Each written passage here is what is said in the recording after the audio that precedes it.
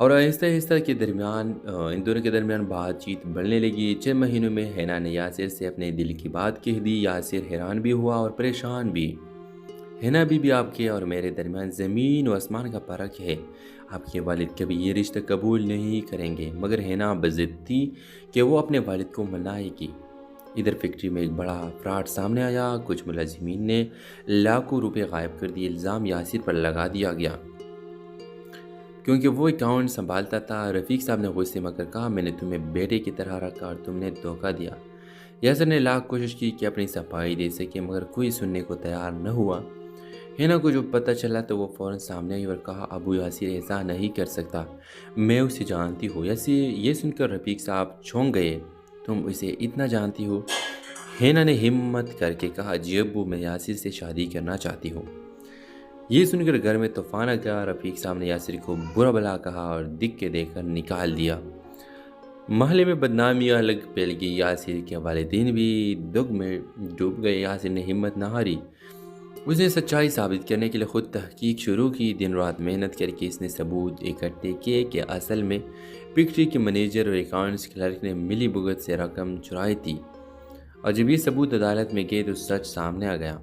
रफ़ीक साहब के कदमों तले ज़मीन निकल गए। उन्होंने यासिर से माफ़ी मांगी, मगर यासिर ने सिर्फ इतना कहा, मैंने कभी इज़्ज़त या पैसा नहीं चाहा, सिर्फ सच चाहा है। हिना ने अपने वालिद को कहा, अबू, यही वो इंसान है जो दौलत के बगैर भी सबसे अमीर है। रफ़ीक साहब खामोश है। कुछ वक़्त लगा, मगर आखिरकार उन्होंने हिना और यासिर की शादी की इजाज़त दे दी। ड्रामा सीरियल के हवाले से अपने राय की इज़हार लाजमी कमेंट करें। साथ में हमारे यूट्यूब का चैनल सब्सक्राइब करना मत भूलिए। Thanks for watching. अल्लाह हाफिज़। व्यूअर्स, फैसलाबाद के एक महल्ले में यासिर ने दौलतमंद और बाअसर इंसान थे। इनकी बेटी हिना यूनिवर्सिटी में पढ़ती थी, नाज व नखरे वाली, मगर दिल की बुरी नहीं थी। एक दिन हिना फैक्ट्री आई और यासिर से पहली मुलाकात हुई। यासिर की सच्चाई और शराफत ने हिना को मुतासिर किया और आहिस्ता आहिस्ता के दरमियान इन दोनों के दरमियान बातचीत बढ़ने लगी। 6 महीनों में हैना ने यासिर से अपने दिल की बात कह दी। यासिर हैरान भी हुआ और परेशान भी। हैना बीबी, आपके और मेरे दरमियान ज़मीन व आसमान का फ़र्क है। आपके वालिद कभी ये रिश्ता कबूल नहीं करेंगे। मगर हैना बज़िद थी कि वो अपने वालिद को मनाएगी।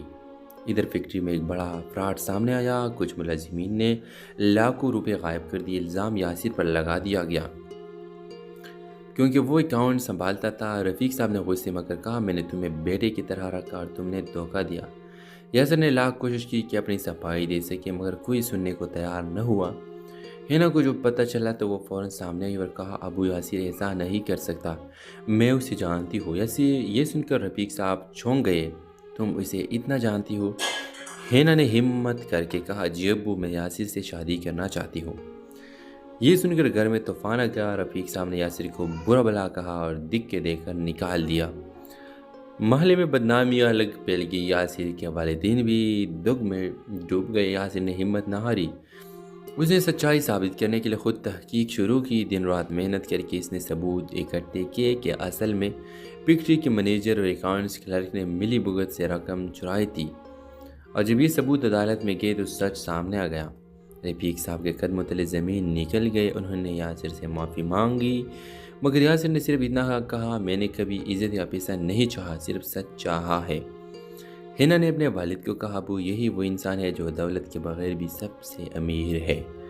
रफ़ीक साहब खामोश है। कुछ वक़्त लगा, मगर आखिरकार उन्होंने हिना और यासिर की शादी की इजाज़त दे दी।